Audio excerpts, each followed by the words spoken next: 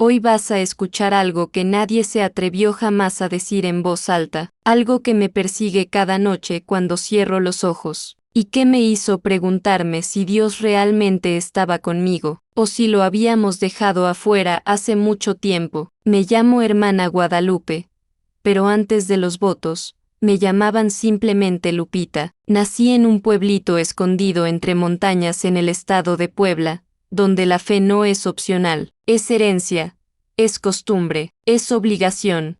Mi madre, una mujer fuerte, curtida por el trabajo y las oraciones, me enseñó desde niña a rezarle a la Virgen antes de dormir y a no cuestionar nunca a un sacerdote. El Padre lo sabe todo, mija, porque es la voz de Dios, me decía con ese tono que no dejaba espacio para dudas. Crecí entre procesiones, misas al amanecer, ayunos en Semana Santa y confesiones que me hacían temblar aunque no hubiera hecho nada malo. A los 9 años, mientras otras niñas soñaban con bodas y vestidos blancos, yo soñaba con el hábito de las hermanas del convento de Santa Clara. Pensaba que ahí, entre los muros antiguos y los cantos gregorianos, encontraría la paz de Diosito. Qué ingenua fui. A los 17 años, después de mi primera comunión y con el corazón lleno de vocación, me despedí de mi madre llorando, con una maleta prestada y un rosario en el cuello.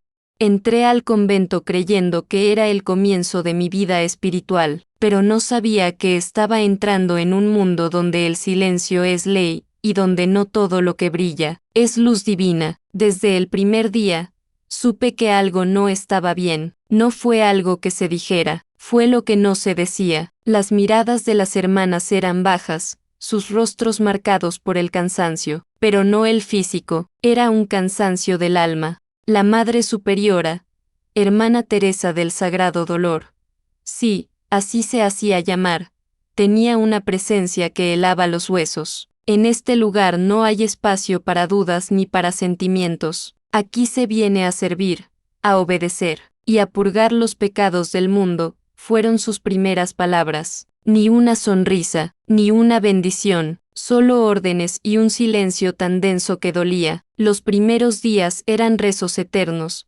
trabajos forzados en la cocina, penitencias por faltas que no comprendíamos. ¿Miraste por la ventana sin permiso? Castigo. ¿Dormiste 5 minutos después del llamado a oración? Castigo. ¿Preguntaste por tu familia? Silencio absoluto. Era como si quisieran borrar todo lo que alguna vez fuiste, y hacerte nueva, moldeada a su imagen, no a la de Dios. Y yo quería complacerlas. Yo quería ser buena, quería ganarme el cielo, pero entonces, sucedió algo que hasta hoy, me cuesta decir sin que se me quiebre la voz.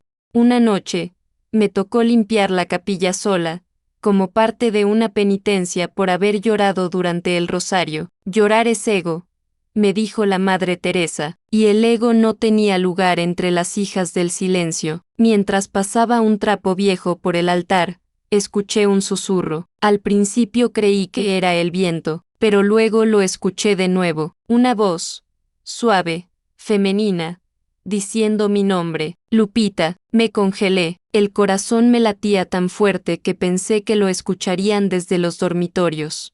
Volteé, no había nadie, y entonces la vi, una silueta, una figura en la esquina más oscura de la capilla, vestía de blanco, no era un hábito, parecía un camisón antiguo. Su rostro, no puedo describirlo, era hermoso, pero lleno de dolor. La figura me miró fijamente, y solo dijo, no cometas el mismo error que yo. Después, desapareció. Corrí al dormitorio llorando. Las demás hermanas no me preguntaron nada, solo bajaron la cabeza, como si ya supieran, como si ya lo hubieran vivido. Esa noche no dormí, y tampoco recé. Por primera vez, sentí que Diosito no estaba conmigo, o peor aún, que Él tampoco podía entrar a ese lugar. Los días siguientes, empecé a notar cosas que antes no había visto, cicatrices en las muñecas de algunas hermanas, cartas que llegaban y eran escondidas por la Madre Superiora, una habitación cerrada con candado,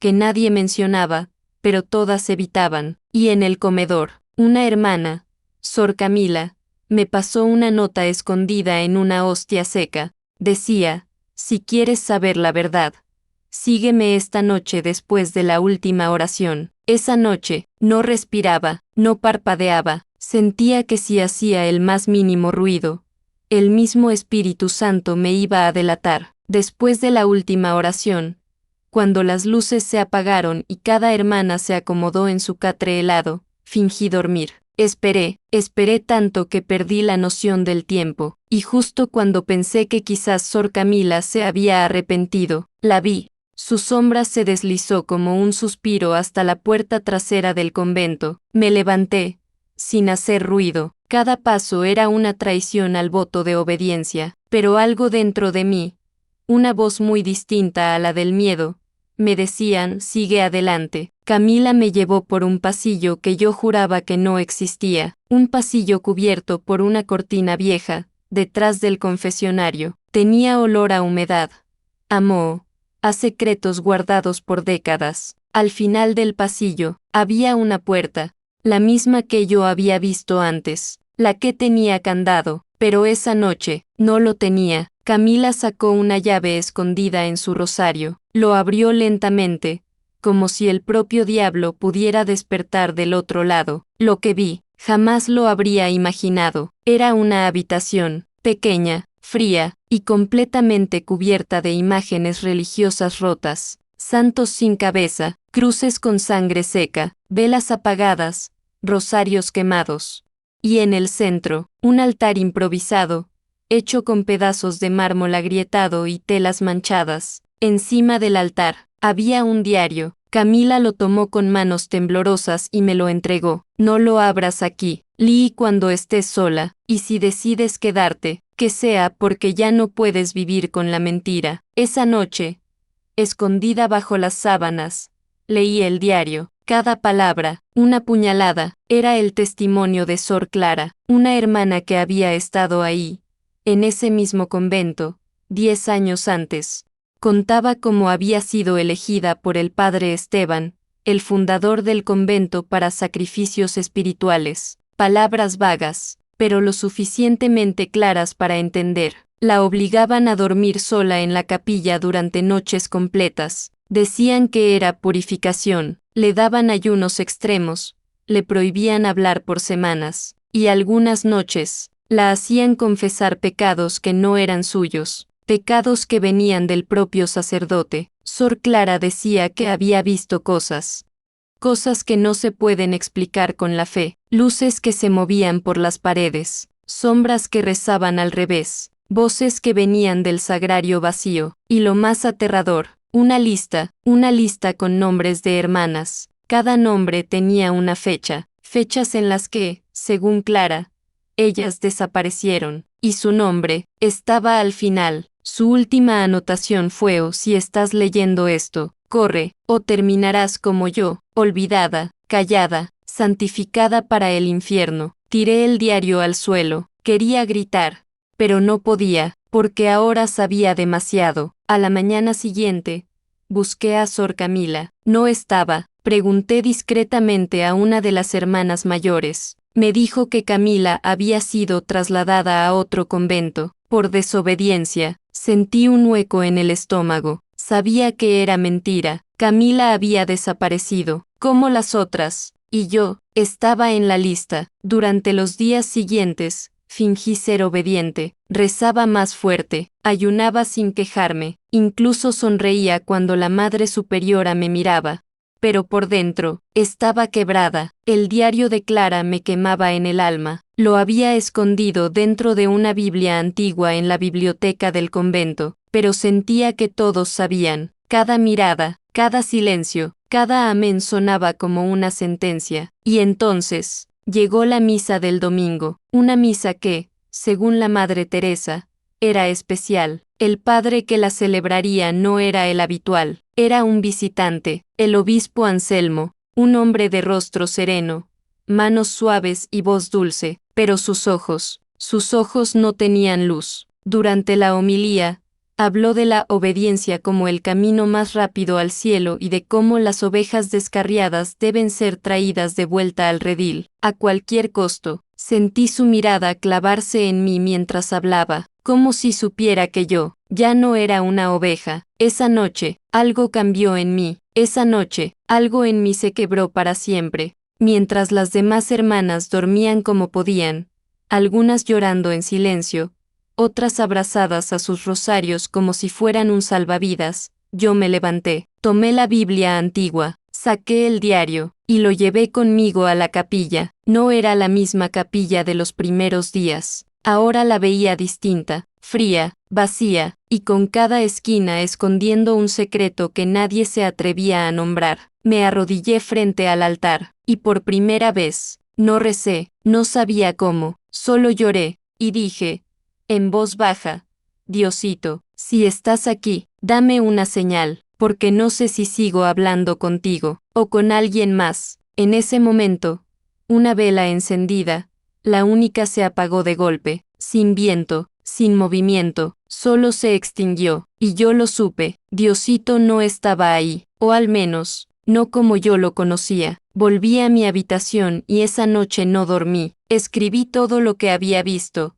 sentido, leído, escribí nombres, fechas, palabras del diario de Sor Clara, y lo escondí en mi maleta, debajo del doble fondo de tela, justo al lado de mi carta de ingreso al convento. Al día siguiente, la Madre Teresa me llamó. Su tono era más dulce de lo habitual. Me ofreció té, me pidió que me sentara, y luego, me dijo esto: querida Lupita, hemos notado un cambio en ti. Tus ojos ya no brillan con fe, y eso es peligroso para el alma. Me quedé en silencio. Ella continuó: a veces, las jóvenes que sienten duda necesitan una limpieza más profunda, una experiencia que purifique sus pensamientos. Pregunté a qué se refería. Sonrió. El retiro de 3 días, sin comida, sin palabra, solo tú y Dios. Sabía lo que eso significaba. Camila había sido enviada a ese retiro, Clara también, y ninguna volvió. Esa noche, tomé mi decisión. Tenía que escapar, pero no podía hacerlo sola. Fui al ala antigua del convento,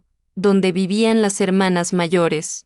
Ahí encontré a Sor Remedios, una mujer de más de 70 años, con los dedos deformados por el rezo y una mirada que lo había visto todo. Le mostré el diario. No dijo nada por un largo rato. Luego me tomó la mano y dijo: tú no eres la primera en verlo, pero podrías ser la última en salir viva. Le rogué ayuda. Ella me miró, y por primera vez, alguien en ese lugar me abrazó con ternura real. Me entregó una llave pequeña. Esta abre la puerta trasera del lavadero. Solo abre desde dentro. Sal cuando todas estén en el rezo de madrugada. Y corre, corre sin mirar atrás. La noche siguiente, fue mi última en ese lugar. Me persigné 1000 veces. Besé mi rosario por si era la última vez. Escondí el diario entre mi ropa interior. Y esperé la hora exacta, las 3:15 am. Las hermanas estaban en oración. Yo fingí estar en ayuno de palabra. Tomé mis cosas, caminé sin hacer ruido por el pasillo del lavadero, y ahí estaba, la puerta. Metí la llave, giró con dificultad. Mi corazón latía como si fuera a explotar. La puerta crujió, y vi el mundo exterior por primera vez en más de un año. Corrí como si algo me persiguiera, porque en el fondo, lo sentía, algo me seguía, no físicamente, pero en el alma. Me escondí en una bodega abandonada a unas cuadras del convento. Pasé la noche abrazada a mis rodillas, con miedo de cerrar los ojos. Amanecí temblando, sucia, hambrienta, pero viva y libre. Al día siguiente, toqué la puerta de la casa de mi tía en un pueblo vecino. Lloró al verme. Dijo que habían dicho que yo estaba en misión espiritual en otro país. No lo podía creer. Ya me habían borrado. Le conté todo. Le mostré el diario. Ella temblaba al leerlo. Me ayudó a contactar a una mujer de la comunidad que había sido monja y luego había salido de la vida religiosa. Esa mujer me dijo algo que jamás olvidaré: la fe no está en los muros del convento, está en tu corazón. Y tu corazón sigue latiendo. Después de unos días con mi tía, cuando mi cuerpo por fin dejó de temblar, decidí hacer lo que ninguna hermana antes había hecho: contar la verdad, toda, sin miedo. sin filtros, sin obediencia ciega, tomé el diario de Sor Clara, mis apuntes, y una lista con los nombres que había alcanzado a copiar. Fui a la parroquia del pueblo, donde el padre Andrés, un hombre joven, que apenas llevaba unos meses ahí, me recibió. Le dije que tenía algo que confesar, pero no un pecado, sino un crimen espiritual. Cuando leyó el diario, palideció, preguntó si tenía pruebas. Le mostré las fechas, los nombres, los testimonios, y entonces, dijo algo que me dolió más que todo lo anterior: no digas esto en público, podrías meterte en problemas serios. Ellos tienen poder, y tú, ya no eres nadie ante los ojos de la iglesia. Me fui de esa iglesia sintiéndome más sola que nunca, más invisible, más olvidada, pero algo dentro de mí ya no quería obedecer. Ya no podía callar. Fui a la casa de una periodista local, una mujer valiente, que había escrito sobre injusticias sociales en la región. Le conté mi historia, le mostré el diario, y por primera vez, alguien me creyó. Esto no solo es una historia, es una bomba. Publicó el testimonio con nombres cambiados, por seguridad, pero no hizo falta decir demasiado. Quienes sabían, entendieron. Días después, recibí amenazas, mensajes anónimos, gente que me seguía por la calle. Una carta sin firma que decía: el silencio es parte del voto, aún estás a tiempo de redimirte. Tuve miedo, claro que sí, mucho, pero ya no podía parar. Y entonces, algo ocurrió. Una mujer me buscó, vieja, de rostro conocido. Era la Madre Teresa, sin hábito, sin poder, y con los ojos apagados. Había sido expulsada del convento por irregularidades administrativas tras una auditoría forzada por la diócesis. Me miró sin odio, me miró, como una sombra de lo que fue. Solo dijo: no sabes lo que despertaste, pero ya nada será como antes. Y se fue. Con el paso del tiempo, más exhermanas comenzaron a escribirme, a contarme sus historias, a compartir sus cicatrices. Una había perdido la fe, otra se había refugiado en una iglesia evangélica, una más, vivía en un asilo, sola, muda desde hace años. La historia que nadie quiso contar, ahora estaba encontrando eco, y yo, por primera vez en mucho tiempo, me sentía viva. Hoy ya no uso hábito, pero sí llevo la fe dentro, no la fe que me enseñaron a la fuerza, sino la fe que se descubre después del abismo, la fe que no necesita campanas, ni confesores, ni miedo, la que nace en el dolor, y se convierte en verdad. Si esta historia tocó tu alma, dale like y compártela con alguien que necesite escucharla. Suscríbete para más relatos que merecen ser contados, aunque incomoden. Y si alguna vez sentiste que tu fe fue usada contra ti, escribe en los comentarios: mi fe es libre.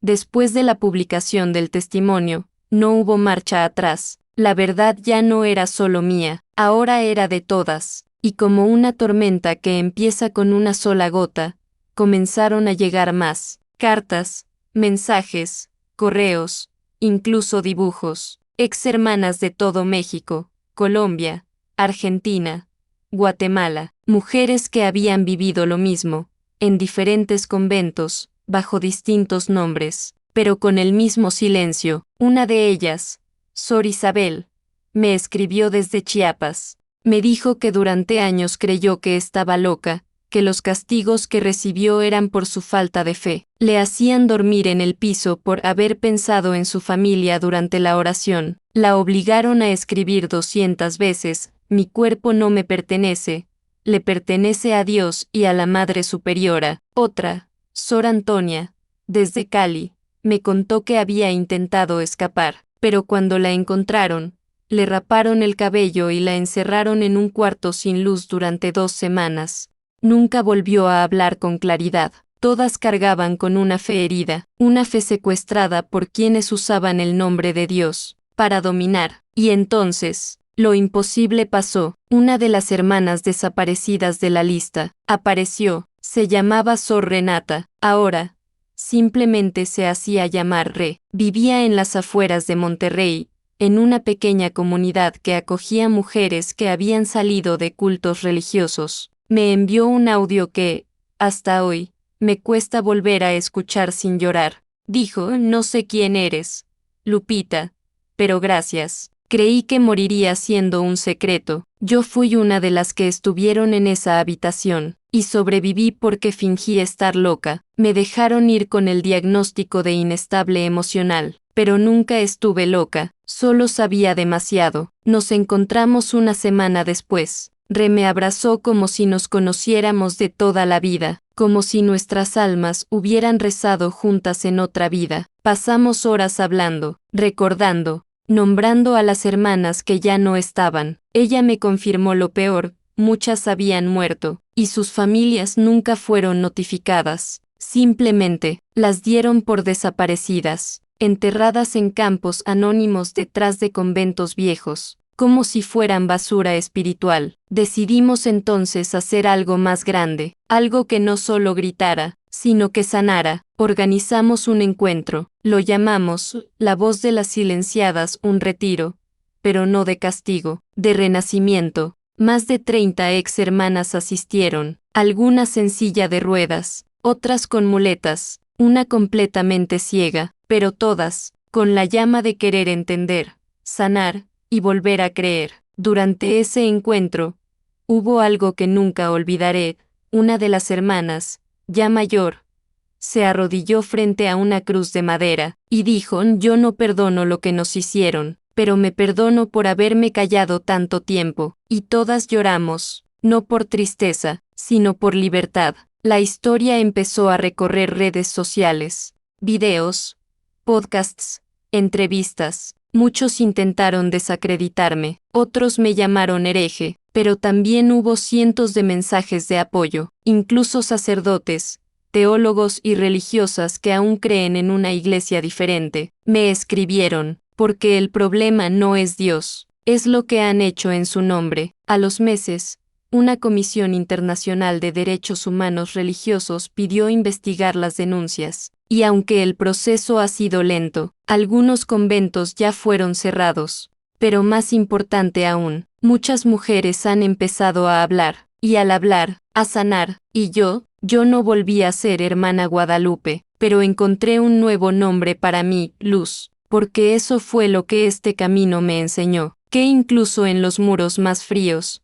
en las noches más oscuras, en los rezos más silenciados, siempre hay una chispa esperando encenderse. Hoy trabajo ayudando a mujeres a rehacer sus vidas después de experiencias religiosas abusivas. Escribí un libro, y cada página es una oración de rebeldía sagrada. Si escuchaste esta historia hasta aquí, no fue casualidad. Quizás tú también llevas una herida espiritual, quizás alguien que conoces la lleva. No estás sola, no estás solo. Diosito nunca nos quiso calladas, nos quiso vivas y libres. Dale like si esta historia removió algo en ti. Compártela con alguien que necesita saber que hay vida después del abuso religioso. Suscríbete al canal para no perder ninguna historia como esta. Y escribe en los comentarios, mi fe ya no tiene cadenas.